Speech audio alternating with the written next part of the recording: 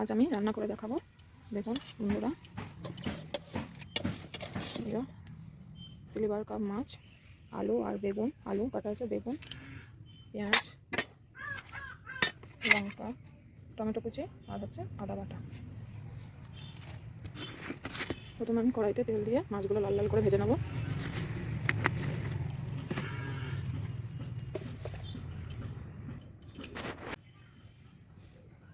মাছটা নুন,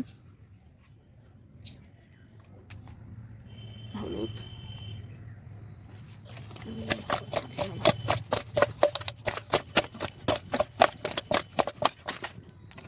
কড়াই তেল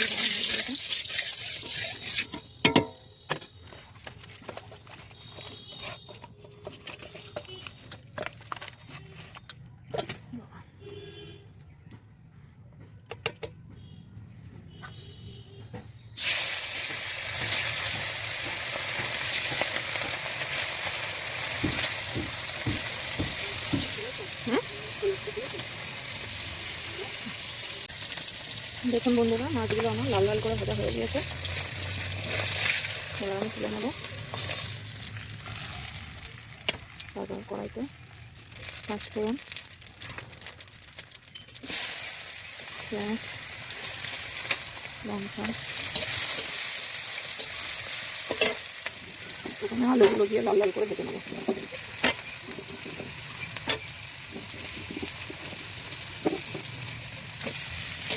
আলুগুলো লাল লাল করে ভেজে নেব। আলুগুলো লাল লাল করে ভাজা হয়ে গেছে। এবার আমি এক একে মশলা দেবো। প্রথমে দেবো আদা বাটা,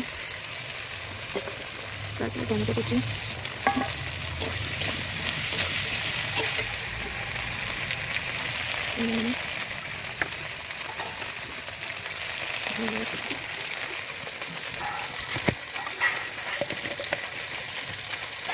লঙ্কার গুঁড়ো,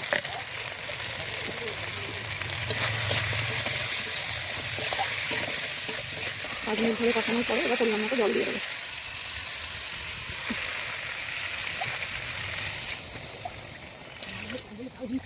পরিমাণ মতো জল দিয়ে দেবো।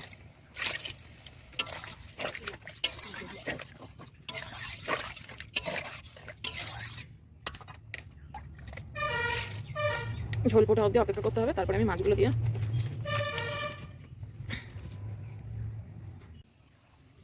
দেখুন বন্ধুরা, মাছের ঝোল ফুটে গিয়েছে। এবার আমি একে একে মাছগুলো দিয়ে দেবো।